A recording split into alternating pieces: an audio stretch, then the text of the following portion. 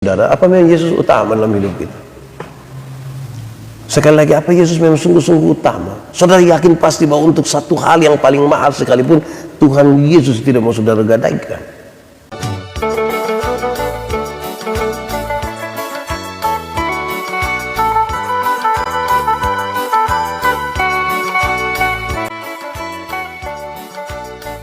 Mari kita berdoa. Tuhan Allah kami, Bapa yang penuh dengan kasih setia, kami mengucap syukur kepadamu. Terlalu baik dan terlalu ajaib kasih-Mu buat kami. Sehingga malam hari ini, di malam penuh berkat, bersama-sama dengan jemaat Facebook, semua jemaat yang ada di Petra, Kefa Menanu, teman-teman pendeta, teman-teman presbiter semuanya, kami ada dalam persekutuan virtual ini. Tuhan memberkati kami di malam penuh berkat ini. Kami mohon dalam urapan-Mu, kami memahami kehendak firman-Mu, dan lebih dari itu kami dimampukan untuk menjadi pelaku-pelaku firman Tuhan di tengah-tengah dunia ini, Tuhan. Jauhkanlah semua penggoda pencobaan. Biar dalam damai sejahtera-Mu kami belajar firman Tuhan. Terpujilah nama-Mu Tuhan. Di dalam nama Yesus kami berdoa. Amin. Bapak Ibu saudara-saudara yang dikasihi dalam Tuhan Yesus, semua yang ada di sini, shalom. Selamat malam buat kita semua. Di malam penuh berkat ini saya ajak kita untuk merenungkan satu bagian pembacaan Alkitab. Saya pilih dari Injil Yohanes pasal 12 ayat 1 sampai ayat yang ke-8. Injil Yohanes pasal 12 ayat 1 sampai ayat yang ke-8. Yesus diurapi di Betania. 6 hari sebelum Paskah, Yesus datang ke Betania, tempat tinggal Lazarus yang dibangkitkan Yesus dari antara orang mati. Di situ diadakan perjamuan untuk dia dan Marta melayani. Sedang Yesus ulangi,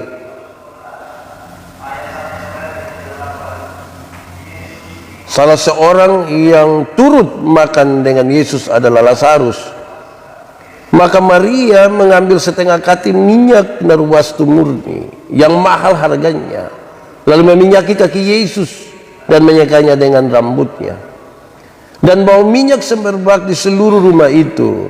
Tetapi Yudas Iskariot, seorang dari murid-murid Yesus yang akan segera menyerahkan dia, berkata, mengapa minyak narwastu ini tidak dijual 300 dinar dan uangnya diberikan kepada orang-orang miskin? Hal itu dikatakannya bukan karena ia memperhatikan nasib orang-orang miskin, melainkan karena ia adalah seorang pencuri. Ia sering mengambil uang yang disimpan dalam kas yang dipegangnya. Maka kata Yesus, biarkanlah dia melakukan hal ini mengingat hari penguburanku. Karena orang-orang miskin selalu ada padamu, tetapi aku tidak akan selalu ada pada kamu. Demikian firman Tuhan. Berbahagia setiap orang mendengar firman, memelihara dan melakukan dalam hidup setiap hari. Shalom semuanya. Selamat malam, terima kasih banyak. Malam hari ini dari Gemit Petra Kefa Menanu, saya Pendeta Yandi menyampaikan selamat malam. Salam penuh damai sejahtera, penuh cinta, penuh sukacita buat saudara-saudara semua yang ada di seluruh Indonesia, yang ada di luar negeri, yang ada di Malaysia. Saya ingat teman-teman yang ada di sana yang sudah bergabung, terima kasih. Yang ada di Hong Kong, yang ada di Singapura, terima kasih. Yang ada di Timur Leste, yang ada di Niki-Niki juga, shalom, selamat malam. Tuhan Yesus memberkati kita. Malam hari ini saudara-saudara, saya ingin mengajak kita membaca bagian ini dalam sebuah perenungan yang serius, bahwa mari kita mulai dengan berpikir, mungkinkah pernah kita mengeluarkan sesuatu, kita melepaskan sesuatu, mengorbankan sesuatu yang menurut kita mahal sekali dan itu sungguh berarti bagi kita. Saya kasih waktu saudara-saudara kira-kira 10 detik untuk renungkan, pernahkah kita merelakan sesuatu? Bukan karena hilang, bukan karena terpaksa, tetapi betul-betul dari hati yang penuh dengan kerelaan kita pernah kasih kepada orang lain. Kalau memang pernah, saudara-saudara, kira-kira kapan? 1 tahun lalu, atau 1 hari lalu, atau 2 minggu lalu, atau kapan? Coba renungkan saudara-saudara. Seandainya kalau kita bisa interaktif, saya mau tanya, ketika saudara memberikan dengan sukacita, saudara memberi dengan sukarela, saudara memberi dengan tidak berbeban pada hal-hal ini terasa sangat mahal, Apa sih sesungguhnya yang ada dalam pikiran saudara, apa yang ada dalam perasaan saudara? Saudara tahu bahwa ternyata betul bahwa di mana harta kita berada, hati kita ada di situ juga. Semakin mahal harta yang kita miliki, semakin banyak dia menyeret perhatian kita dan hati kita di dalamnya. Lalu saudara mengatakan saudara pernah memberi sesuatu yang mahal, sesuatu yang penting bagi saudara, dan saudara berikan dengan hati yang sukacita. Sekali lagi, kalau kita interaktif, saya ingin bertanya perasaan saudara, atau kalau ada yang mau bersaksi silakan menulis di kolom komentar itu. Apa sih perasaan saudara? Kapan sih? Karena ada orang itu memberi mungkin karena sudah kepepet, mau tidak mau harus kasih. Dan saudara bisa bayangkan saudara-saudara, kalau kita memberi dengan terpaksa, memberi dengan terpaksa itu kan sulit. Bayangkan kalau kita punya satu baju, dianggap itu baju paling andalan sudah. Itu baju warna merah. Pi pesta juga itu baju, pi orang mati juga itu baju, kumpul keluarga juga itu baju, pi pasar juga itu baju. Kita sayang sekali itu baju. Tiba-tiba ada saudara dari kampung datang mau pergi acara, terus dia bilang begini, kakak pinjam baju dulu. Kita masih pikir-pikir mau alasan apa untuk menolak. Orang tua bilang sudah kasih, sudah. Kalau engkau susah kan bukan engkau pun baju yang bantu toh, saudara yang bantu, ayo kasih. Saudara bisa bayangkan kalau kita kasih dengan terpaksa. Saudara bisa bayangkan kalau kita kasih dengan terpaksa. Saya membayangkan kalau kasih dengan terpaksa itu pasti kita bilang ambil. Ambil sudah itu hari ini tambah 2.000 aja ambil. Dia yang senang karena dapat ini, dia ambil cepat-cepat, dia lari ke kamar, dia ukur, terus dia datang, cocok kok, bagus kok. Saya rasa kita yang kasih itu menderita, kita akan bilang ya cocok. Pas dia ngelupin perut buncit itu.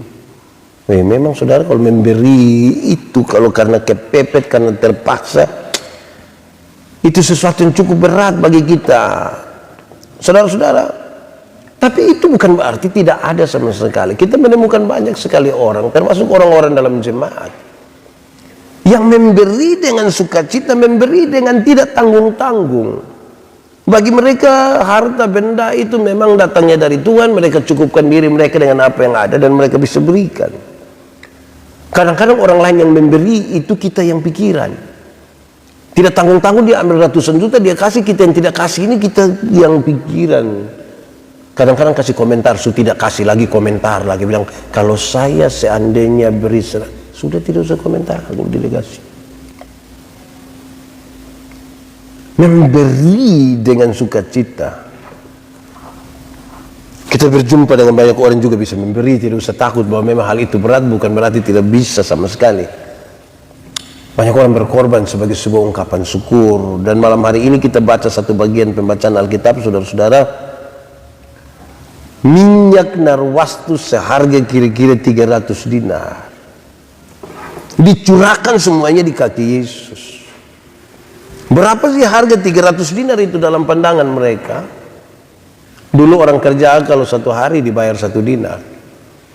Jadi kalau 300 dinar berarti hasil kerja yang dia dapat kira-kira selama 1 tahun itu yang dipakai beli minyak itu dan kemudian dicurahkan di kaki Yesus. Saudara bisa melakukan itu. Jangan cepat-cepat bilang bisa atau tidak bisa. Renungkan baik-baik. Hasil kerja selama 1 tahun kita tumpahkan begitu saja. Saya kira itu butuh sesuatu yang serius dari dalam hati kita. Apalagi kemudian menyeka dengan rambutnya. Rambut itu kan mahkota dari perempuan. Minyak yang mahal sudah ditumpahkan di situ, dia ambil, dia punya rambut lagi dia lap di situ. Mahkota ini dianggap tidak berarti sama sekali. Mahkota atau rambut dari perempuan itu dirasa tidak berarti sama sekali kalau berhadapan dengan Tuhan Yesus. Bahkan sekiranya dilayakkan, dia hanya bisa menyentuh di kaki. Betapa hinanya kita manusia berdosa ini di hadapan Tuhan Allah. Teks ini juga menunjukkan sebuah pengalaman dengan Tuhan dalam kedekatan antara Lazarus dan Simon si Kusta, Yesus, Maria. Hal yang saya kira betapa luar biasa. Oleh karena kedekatan itu, orang bisa melakukan hal-hal yang kadang-kadang memang tidak mungkin kita pikirkan kalau kita tidak dekat. Lalu apa sesungguhnya membuat Maria bisa melakukan itu? Saya mencatat untuk kita saudara-saudara bahwa Maria bisa melakukan itu hanya karena sebuah alasan bahwa dia menemukan keutamaan dari Tuhan Yesus. Dia menemukan keutamaan. Yesus menjadi sangat substansial di dalam hidupnya. Yesus dalam pengalaman perjumpaan dengan Maria, dia tidak bisa tergantikan dengan apapun, termasuk minyak dan wastu yang sangat murni. Saya membayangkan ketika satu saat Yesus bilang kepada orang-orang, barang siapa mau mengikut aku, dia harus pikir baik-baik. Ingat bahwa burung masih punya sangkar, harimau punya liang, tapi anak manusia tidak punya tempat untuk meletakkan kepala. Dia sesungguhnya ingin mengatakan bahwa kalau mau ambil keputusan untuk mengikuti Yesus, pikirlah matang-matang, pikirlah berulang-ulang, bahwa supaya keputusan itu menjadi sebuah keputusan yang paling tinggi sudah. Bahkan dengan konsekuensi tertentu, tidur dengan kepala yang tidak berbantal sekalipun. Kalau sudah sampai di titik itu keputusan yang paling tinggi. Lalu apa yang membuat kita bisa sampai pada keputusan yang paling tinggi itu, saudara-saudara? Kalau kita menemukan keutamaan Yesus Kristus dalam hidup kita. Renungkanlah sedikit, saudara, apa yang Yesus utama dalam hidup kita?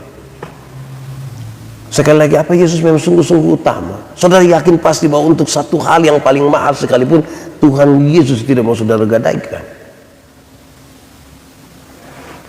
Ini agak sulit untuk dijalani oleh orang-orang yang orientasinya hanya pada materi, hanya pada uang. Jangan-jangan dia akan berpikir seperti Yudas. Yudas itu berpikir tentang keuntungan. Kenapa? Kalau seandainya minyak dan wastu itu dijual 300 dinar, uang itu cukup banyak. Yudas itu kan bendahara, pasti dia yang akan kelola ini uang. Dia membayangkan akan berikan kepada orang miskin. Tetapi saudara tahu bahwa tidak semua orang yang menolong orang miskin itu adalah orang-orang yang punya hati yang luas sekali untuk menolong banyak orang miskin. Justru kadang-kadang orang miskin itu dipelihara dalam tanda petik, supaya orang-orang miskin ini memelihara mereka yang katanya menolong orang-orang miskin. Banyak bisa menggunakan uang bantuan untuk orang-orang miskin untuk kepentingannya. Banyak yang pakai isu orang miskin dan berbagai-bagai cara untuk mendapatkan keuntungan. Yudas dulu berpikir begitu. Kenapa minyak semahal ini tidak dijual 300 dinar dan kemudian uangnya dipakai untuk orang-orang miskin? Pembacaan tadi menyatakan dengan sangat jelas bahwa dia melakukan itu bukan karena dia berpikir kepada orang-orang miskin, bukan sekedar karena dia punya rasa solidaritas yang kuat, tetapi karena dia sudah biasa mencuri. Bayangkan seorang pencuri kemudian diperhadapkan pada kenyataan di mana ada uang yang banyak hasil penjualan minyak, wah itu bahaya. Saudara-saudara, saya ingin untuk kita melihat sedikit bahwa pencurian atau apa, Yudas yang disebut sebagai pencuri itu sesungguhnya dalam teks ini lebih kepada sesuatu yang menekankan kepada Yudas tidak sementara merampok sebuah rumah, Tapi catatan itu mengatakan kira-kira begini, Yudas sementara merampok kepercayaan dari orang-orang. Berulang-ulang kali orang-orang melihat bahwa Yudas tidak jujur dalam mengelola uang. Kepercayaan orang itu telah dirampok. Orang sudah tidak lagi percaya kepadanya. Mungkin dia hanya melakukan 1 atau 2 kali kalau seandainya begitu, tetapi sekali ketahuan orang tidak percaya. Hati-hati saudara-saudara, ini seperti kalau di kompleks ada sering kali kehilangan pakaian atau apa. Jangan coba-coba ada seorang pencuri yang tertangkap. Kalau sampai ada seorang pencuri yang tertangkap, kesimpulan masyarakat jelas. Berarti selama ini semua yang hilang di sini itu karena engkau. Mungkin kita hanya sekali mencuri, tapi karena kita yang kena tangkap. Mungkin juga bilangan kalau kita jual barang-barang yang kita curi, itu mungkin sedikit. Tapi orang bisa saja berkesimpulan semua yang ada di rumah kita itu hasil curi. Saudara mau begitu? Susah juga kalau begitu. Saudara-saudara, ini hal yang saya kira penting sekali. Tuhan Yesus memihak kepada Maria. Dia menolak keberatan dari Yudas. Biarkanlah Maria melakukan itu. Saya akan mengajak kita merenungkan satu dua hal berkaitan dengan hal-hal tadi. Pertama, saya mencatat di sini saudara-saudara, bukan saja mengorbankan materi, tetapi merendahkan diri itu menjadi sebuah catatan yang baik. Banyak orang mengorbankan materi. Persembahan yang dibawa itu uang, bukan diri. Kalau yang kita pikirkan itu adalah uang dan bukan diri, kita sulit memberi dalam kerendahan hati. Saya minta saudara renungkan malam hari ini, kalau saya sebut persembahan, apa yang saudara pikir? Ulangi, kita latihan. Kalau saya sebut persembahan, apa yang saudara pikir? Uang kan? Kalau persembahan itu kita yang pikirkan hanya uang, betapa sulit untuk kita memberi dengan baik dalam kerendahan hati. Banyak orang justru berpikir dia sementara menyumbang bagi Tuhan karena tidak ada kerendahan hati. Menyumbang. Persembahan dan sumbangan itu dua hal yang beda. Persembahan itu kata dasarnya sembah. Sumbangan itu kata dasarnya sumbang. Sembah dan sumbang itu dua hal yang berbeda. Siapakah di antara kita yang lebih kaya dari Tuhan sampai bisa menyumbang kepada Tuhan? Karena kita datang kepadanya dalam sebuah penyembahan, maka segala sesuatu yang kita bawa termasuk diri kita, kita datang untuk menyembahnya. Yesus diperhadapkan pada pertanyaan, boleh bayar pajak kepada kaisar atau tidak? Pertanyaan ini kan cukup berbahaya. Kalau Yesus jawab bahwa boleh bayar pajak kepada kaisar, maka ribuan orang pengikut Yesus akan meninggalkan Yesus karena pajak waktu itu sangat mahal. Tapi kalau Yesus bilang tidak boleh bayar pajak kepada kaisar, maka Yesus akan dianggap memprovokasi masyarakat untuk melawan pemerintah. Dia pasti akan ditangkap. Lalu bagaimana Yesus mensiasati ini? Yesus tanya, berikanlah kepadaku. Yesus bilang, berikan kepadaku uang untuk pembayaran pajak itu. Gambar dan tulisan siapa ini? Kaisar. Berikanlah kepada kaisar apa yang wajib kamu berikan pada kaisar. Tapi berikanlah pada Tuhan apa yang wajib kamu berikan pada Tuhan. Ini kan bukan soal persembahan uang. Ini kan bukan soal perpuluhan. Gambar dan tulisan siapa ini? Kaisar. Karena tertulis gambar dan tulisan kaisar, berikanlah pada kaisar. Tapi Alkitab berkata, kamu adalah gambar dan tulisan Allah. Berikan uangmu pada kaisar, tapi berikan dirimu kepada Tuhan dan bukan uang. Sekali lagi, berikanlah uangmu pada kaisar, tapi berikanlah dirimu kepada Tuhan dan bukan uang. Ingat, di surga tidak ada kios jual supermi. Kasih jalan persembahan itu bukan untuk beli supermi di surga, tetapi tanda syukur kita atas pemberian Tuhan yang luar biasa. Supaya jangan ada orang bilang begini, Pak Pendeta, saya memang tidak pergi gereja Bapak, tapi saya pun persembahan pi. Pernah dengar itu kalimat? Atau sendiri omong? Berikanlah diri. Apa sih yang paling berharga dalam hidup kita? Kita pun diri. Itulah yang akan kita berikan pada Tuhan, bukan uang. Supaya kita tidak pernah mengatakan bahwa kita sementara menyumbang sesuatu bagi gereja. Kadang-kadang kita kasih 250.000 suruh baca di mimbar kecil. Terima kasih kepada keluarga Manobe yang telah menyumbangkan 250.000 rupiah untuk pembangunan gereja. Terus kita kasih hormat, keluarga Manobe bangun komen, terima kasih, terima kasih. Bermasalah itu. Kita lagi datang kepadanya dalam penyembahan, merendahkan diri karena kita bukan siapa-siapa di hadapan Tuhan Allah. Banyak orang memberi tapi uang dan bukan diri. Banyak kita ke gereja ketika dengan motor. Banyak suami-suami itu kalau pergi ke gereja siap habis. Dorang tanya istri, pakai bahasa Kupang bilang ada uang kecil. Bayangkan ini, pergi gereja bawa uang kecil, kumpul keluarga bawa uang besar. Ada yang aneh dalam kita punya hidup. Pernah alami kok? Terlalu itu. Terlalu. Tanya uang kecil. Itu bapak-bapak. Kalau ibu-ibu jalan, kalau naik ojek ke gereja, di tengah jalan dia korek itu ojek. sehingga sedikit di kios mau tukar uang. Memang terlalu. Siapa pun istri? Itu imam kurang berlaku di dalam rumah tangga itu. Ini serius dan ini kita alami. Saudara-saudara, kita tidak akan bisa merendahkan diri kalau kita pikiran kita hanya uang. Ada kemungkinan saudara-saudara ketika kita memberi persembahan karena kita perasaan dengan orang-orang yang ada di samping kiri kanan kita. Karena di sebelah sudah memberi, kita juga paksa diri memberi. Akhirnya ketika kita ambil uang itu, kita tutup dia habis-habis, baru kita isi. Hei, kenapa sampai kau tutup begitu macam sampai udara juga tidak bisa masuk? Dia pakai ayat Alkitab lagi, Pak Pendeta. Firman bilang kalau tangan kanan memberi, tangan kiri tidak boleh tahu. Padahal saya tahu. Kalau dia tutup mati itu berarti itu uang kecil. 1.000. Saya kalau kasih ada besar, kadang-kadang dia pegang di ujung sebegini baru isi, kasih masuk. Berikanlah. Bukan sekedar materi, tetapi kerendahan hati, merendahkan diri di hadapan Tuhan.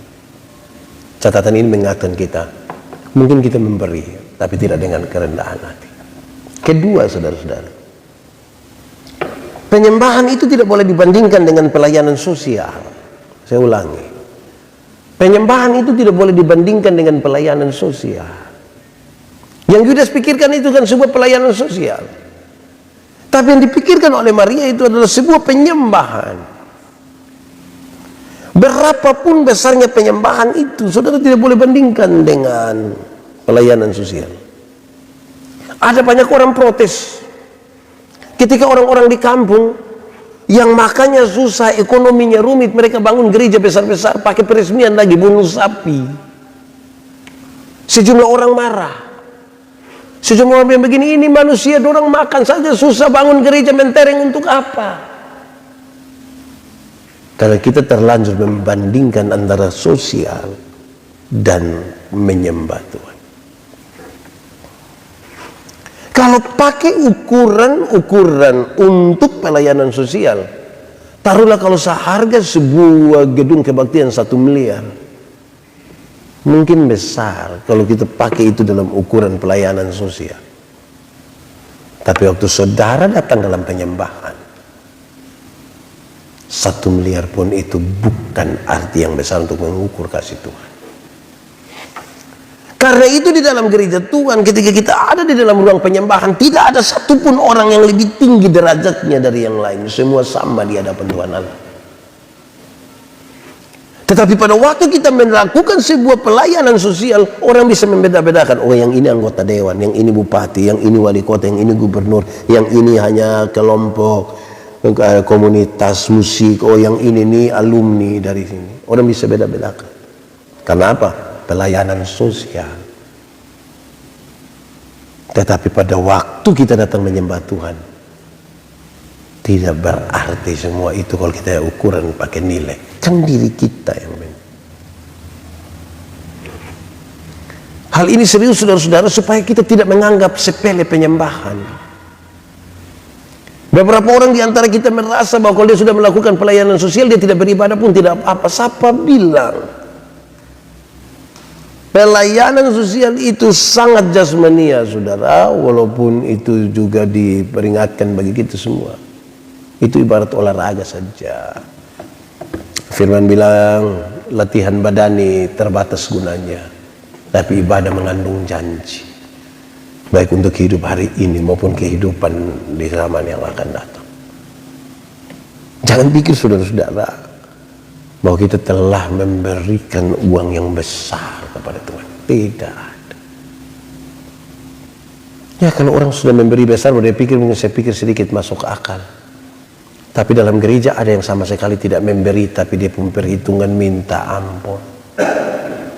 Suka tanya-tanya, ini majelis dong makan berapa, kas tinggal berapa. Padahal dia tidak memberi. Dia di bagian penilaian. Saudara pernah lihat orang-orang begitu? Pernah. Itu yang faham apa dorang? Hal ini serius saudara-saudara. Karena apa? Kita sementara dalam membedakan antara pelayanan, membandingkan antara pelayanan sosial dan penyembahan. Saudara, saya bayangkan kalau saudara menyembah Tuhan. Saya ingin ingatkan kembali kita, menyembah Tuhan dalam roh dan kebenaran itu kan hanya dua kata kuncinya. Roh itu lawannya kedagingan, dan kebenaran itu lawannya kemunafikan. Jadi orang kalau datang menyembah Tuhan dalam roh dan kebenaran, dia tidak bisa datang dalam kedagingannya, ukuran-ukuran materialnya, dan dia tidak bisa datang dalam kemunafikan. Dalam saat dimana kita menyembahnya di dalam roh dan kebenaran, dan begitu habis kita datang kepadanya, saudara lihat, tidak ada satupun yang kita anggap sangat berharga dari kita. Kita siapa? Kan kita sementara menengadah ke langit kepada Bapa yang punya kuasa yang luar biasa. Hal yang ketiga, saudara-saudara, saya ingin sampaikan buat kita, Tuhan Yesus berkorban untuk sukacita umat tebusannya. Jadi kalau ada orang miskin, sakit, susah, maka tolong dia, bukan tolong kita. Nah, Tuhan Yesus itu berkorban demi kepentingan sukacita dari kita. Kan kita tertebus, hukuman tidak lagi kita alami. Jadi ketika ada orang datang, kita perlu menolong dia. Tolonglah dia, jangan tolong kita pun diri. Apa yang dimaksudkan? Kadang-kadang kita pakai orang miskin untuk kepentingan kita. Kita memelihara kemiskinan, kita memelihara kesusahan, kita memelihara kebodohan. Kepentingannya siapa? Kepentingannya kita. Kita telah mengeksploitasi kemiskinan untuk kepentingan kita, bukan menyelesaikannya. Catatan-catatan ini sangat penting bagi kita, saudara-saudara. Kalau kita kembali pada pertanyaan awal tadi yang saya katakan kepada saudara, ketika saudara berkorban sesuatu yang berharga dalam dirimu, pernah itu saudara lakukan tanpa keterpaksaan sama sekali. Apa yang saudara pikirkan, apa yang saudara bayangkan, berbagilah dengan kita. Pemberian kepada Tuhan itu, saudara, terlalu luar biasa, terlalu mahal harganya seharusnya kalau diberikan dengan tulus. Kan soalnya tidak ada pada nilai. Persembahan seorang janda miskin itu memberi pesan yang kuat kepada kita. Banyak orang memberi dari kelimpahan dan kelebihannya, tapi janda ini memberi sedikit dalam ukuran nilai, tapi dari seluruh yang ada padanya. Jumlahnya kecil toh, tapi dari semua, daripada jumlah besar, tapi dari sedikit. Siapakah di antara kita yang merasa sangat berjasa bagi Tuhan? Tidak ada harusnya. Sekali lagi, karena kita bukan siapa-siapa. Kita hanya hamba. Bahkan mungkin adalah hamba yang tidak berguna sama sekali. Pengalaman apa sampai Maria melakukan itu kadang-kadang tidak terwakilkan dengan kata-kata. Saya kira satu kalimat pendek yang terbaik itu adalah Tuhan Yesus baik. Tuhan Yesus sangat baik, menolong kita hingga hari ini. Saudara, sementara susah sekarang mungkin oleh karena pandemi COVID, sudah terbatas sekali untuk menemukan banyak pekerjaan yang menghasilkan uang untuk membangun rumah tangga, hidup. Oleh karena seroja kemarin, badai seroja di NTT, saudara mungkin kehilangan rumah, kehilangan tempat usaha, karena sangat menghancurkan. Kita lagi dalam keadaan yang sangat-sangat turun. Lalu di kesempatan ini sekarang kita mau datang kepada Tuhan. Maria itu mungkin tidak sadar akan apa yang dia buat, tetapi semata-mata dia hanya melakukan sebagai kasih yang besar dia kepada Tuhan. Dia tidak peduli lagi apa yang sementara dia alami. Saya bayangkan saudara-saudara bahwa kalau kemudian cerita ini kita ikuti dan ada cerita lanjutannya, Maria ketika menumpahkan minyak yang sangat mahal dan menyeka dengan rambutnya, dia pasti akan ditanya oleh sejumlah orang, kenapa engkau melakukan itu? Dan dia akan bercerita sesuatu. Saudara-saudara, kadang-kadang memang saya bilang di mana-mana. Yang paling buat kita susah itu adalah kalau yang bagian dari Tuhan punya tidak segera cepat-cepat kita berikan. Ada orang ketika dia terima uang, terima berkat, dia berencana untuk memisahkan yang 10%. Kalau dia ambil yang 10% itu lebih baik langsung diberikan kepada gereja atau di mana. Sebab biasa yang kita lakukan itu adalah kita simpan tahan. Kalau sudah simpan tahan itu pasti ambil tahan. Dan kalau sudah ambil tahan itu pasti pemutihan. Dan kita mau bikin komitmen baru untuk kepentingan itu. Pernah alami kok simpan tahan, ambil tahan, dan pemutihan. Kadang-kadang ada uang yang kita simpan, ini persembahan, ini kita taruh di dalam rumah. Pagi-pagi waktu jalan-jalan di luar ketemu orang, kita sambil bercerita, tiba-tiba ibu dari belakang, "Papa, yuk, bikin apa?" "Mau bayar ikan." Mama tuh sudah terlanjur ambil ikan. Pasti bapak bilang, "Ambil tahan." Ambil tahan yang mana? Yang di envelope putih itu. Saudara bayangkan, kita ini lebih baik kalau yang ada pada kita tidak usah tahan-tahan. Ada firman bilang, jangan tahan. Kalau kamu mau melakukan yang baik kepada orang yang berhak menerimanya, jangan tahan. Malam hari ini saya tambah satu, yang bagian Tuhan punya jangan coba-coba tahan. Nanti tertahan betul-betul. Kasih saja. Supaya aman.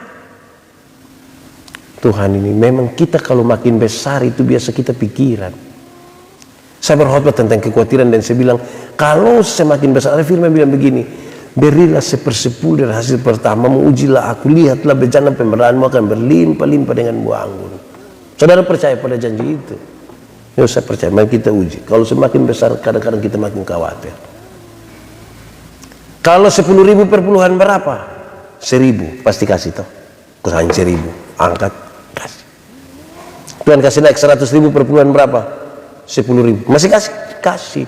Kok hanya 10.000? Kacang. Kasih. Tuhan kasih naik lagi 1 juta per bulan berapa? 100.000, masih kasih? Kasih. Kok hanya 1 lembar bila perlu dia pegang begini? Tuhan kasih naik 10 juta per bulan berapa? 1 juta. Waktu perpuluhan 1 juta masih kasih? Masih kasih? Masih? Kenapa mulai beda pendapat? Ambil 1 juta di tangan kiri, 9 juta di tangan kanan, baru dilihat ulang-ulang. Lihat 2-3 kali terus dia bilang, Tuhan juga mengerti. Mengerti apa? Itu kita yang mengerti. Kita buat ini betul-betul terikat di harta, saudara. Sampai-sampai ada orang bisa melepaskan Tuhan hanya karena harta. Di beberapa tempat, saudara, ketika para buruh mau bergereja, ada kesempatan di mana para pengusaha itu menaikkan mereka punya uang lembur itu 2 kali lipat. Membuat para buruh ini pikiran mau pergi gereja atau terima ini uang 2 kali lipat ini. 2 kali lipat. Kadang-kadang uang ini bisa buat kita susah, komitmen kita bermasalah. Saya baca satu kisah kecil ini, ada seorang bapak jalan dengan istrinya. Pak ini jalan di istrinya, tiba-tiba mereka lihat uang 2.000 rupiah di jalan, ada uang 2.000 rupiah. Terus yang ibu ini pas mau ambil, suaminya bilang, "Mama, jangan." Kenapa? Jangan, tidak boleh. Itu bukan kita punya. Tapi kan tidak ada orang yang lihat, Papa. Sekalipun orang tidak lihat, ingat itu bukan kita punya. Oke, ini ibu tidak ambil, orang jalan terus. Beberapa ratus meter ke depan, tiba-tiba mereka lihat ada uang 100.000 di situ. Ya kalau tadi istrinya mau ambil dilarang, sekarang suaminya yang mau ambil. Istrinya bilang, "Papa, jangan." Kok kenapa? Itu bukan kita punya. Tapi suaminya bilang begini, Tapi kan tidak ada orang lihat. Istrinya bilang, sekalipun tidak ada orang lihat, itu bukan kita punya. Tadi kan papa yang bilang. Terus suaminya bilang begini, mama, coba mama pikir baik-baik. Kalau satu hal yang sama Tuhan izinkan terjadi di kita 2 kali, itu pasti ada maksud Tuhan buat kita. Ini sudah salah ini. Kalau uang besar itu kita mata hijau Bapak. Hati-hati. Supaya kita tidak gampang terbeli. Supaya kita kerja dengan syukur. Supaya kita menikmati segala sesuatu dengan rasa hati yang baik. Kenapa saudara tahu? Karena uang ini juga bisa bikin kita saudara bersaudara saling melupakan. Seorang sahabat bilang saya, kalau mau diingat oleh seseorang, pinjamlah dia punya uang. Kalau bisa pinjam banyak. Itu tiap hari dia ingat kita. Seandainya dia bisa bunuh kita, dia bunuh.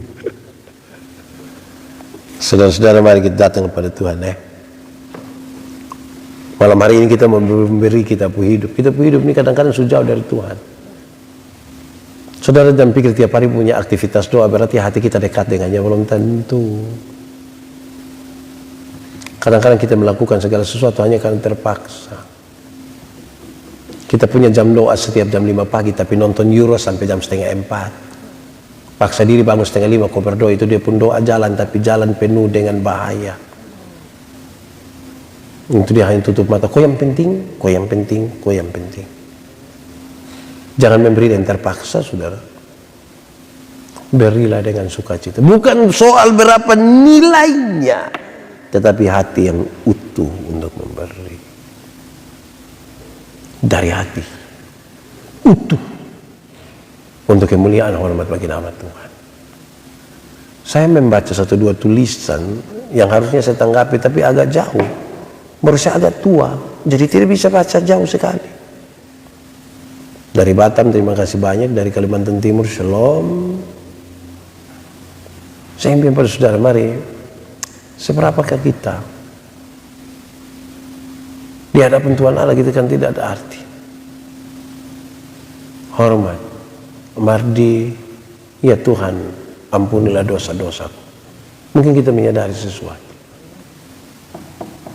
Bahwa ternyata hidup kita ini memang sudah jauh dari hadapan Tuhan. Harusnya pengalaman-pengalaman perjumpaan kita dengan Tuhan itu membuat kita kemudian makin lebih lagi. Bahkan kadang-kadang kita tahu bahwa yang ada pada kita semuanya itu milik Tuhan. Orang suka tanya saya, Pak Pendeta, 10% itu, berpuluhan itu kira-kira yang baik kita kasih di mana? Sebenarnya bukan soal yang baik. Saya suka tanya orang 10%, yang 10 siapa punya? Tuhan punya. Lalu yang 90, dong bilang kita punya. Siapa yang bilang begitu? Tidak ada ayat Alkitab bilang begitu. 10% yang 10 Tuhan punya, yang 90 pun Tuhan punya. Semuanya Tuhan punya. Kami berikan dari tangan Tuhan sendiri. Semua Tuhan punya. Tapi menarik, yang 90 ini Tuhan percayakan kita yang urus. Karena itu uruslah yang 90 itu. Pakai apa yang diingini oleh yang punya, bukan oleh kita pun. Supaya jangan ada lagi yang bertanya kepada saya, Pak Pendeta, kira-kira kalau ada orang susah datang kok, kita ambil dari perpuluhan kok kita kasih dia bisa? Tidak bisa.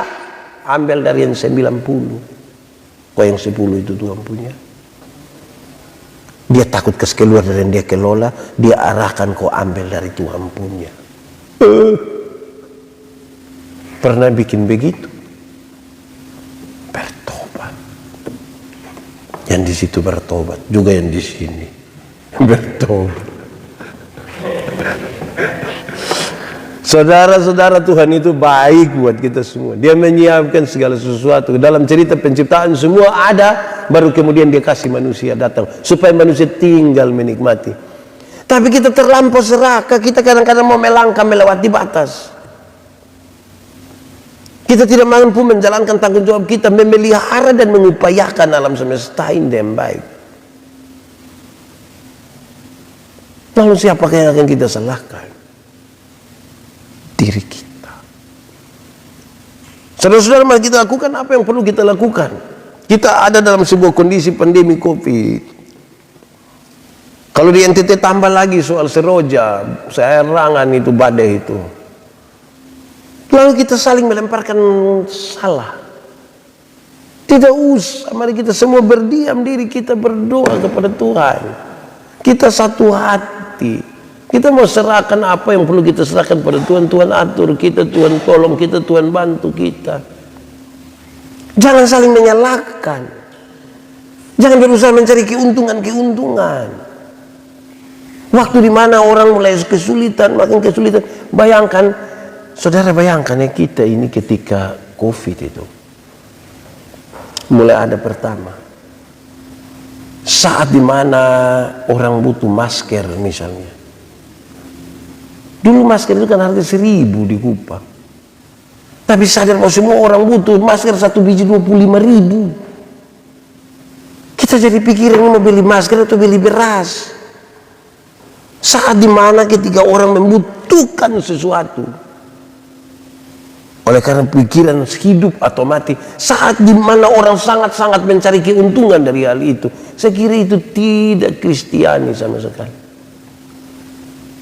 Saat dimana orang kesulitan bensin, dia ada bensin ini yang dia jual setengah botol 70.000. Terus kita bilang, wih mahal. Dia bilang, aduh, ini sebenarnya minyak pakai sabapa, tapi itu nanti karmana kok tidak baik, ha? Hormat. Saudara-saudara, itu yang bisa menjadi bagian kita hari ini. Tuhan memberkati kita. Kita tahu bahwa kita berharga di hadapan Tuhan, dan tidak ada satupun harga nilai dari materi dan uang yang bisa menggantikan kita di hadapan Tuhan Allah. Terlalu ajaib dan terlalu besar kuasanya bagi kita semua. Dan kita mau datang kepada Tuhan dalam penyembahan yang benar, yang tidak penuh kemunafikan, sekaligus juga tidak penuh dengan memuaskan keinginan-keinginan daging kita. Kita tidak menggadaikan iman kita hanya untuk sejumlah hal yang sangat-sangat terbatas di dunia. Selamat menikmati istirahat malam hari ini. Ingatlah bahwa di hadapan Tuhan kita berharga. Kita dipanggil kepadanya melalui sebuah peristiwa pengorbanan Tuhan yang luar biasa. Tuhan memberkati kita. Mari kita berdoa. Tuhan, terima kasih banyak malam hari ini di malam penuh berkat. Dengan semua jemaat Facebook, dengan jemaat-jemaat yang ada di sini, Gemit Petra Kefamenano, Ibu Pendeta Ina, Pak Pendeta Ade, Ibu Pendeta ini yang sakit. Juga akan berdoa bagi Pak Ketua Klasis Pak Abdi, seluruh kategori fungsional di klasis ini yang tadi ada kegiatan-kegiatan yang luar biasa. Tuhan memberkati mereka. Kami juga berdoa bagi semua jemaat Tuhan yang mengikuti ini. Kami berdoa supaya mereka Tuhan tolong dalam situasi seperti apapun mereka semuanya. Kami percaya Tuhan tidak membiarkan mereka sendiri. Biarlah masing-masing kami diberikan pengalaman, kami menemukan keutamaan Kristus di dalam hidup kami, yang kemudian tidak bisa kami gantikan dengan apapun. Terima kasih untuk kepercayaan Tuhan bagi kami dalam tanggung jawab kami masing-masing, talenta-talenta kami yang Tuhan berikan. Terpuji namamu. Kami mohon Tuhan memberkati kami dalam istirahat malam hari ini. Secara khusus kami berdoa bagi Ibu Ingewati Leo yang sakit. Tuhan jamah, Tuhan sembuhkan, Tuhan tolong hamba-Mu. Terpujilah nama Tuhan. Di dalam nama Yesus kami berdoa. Amin.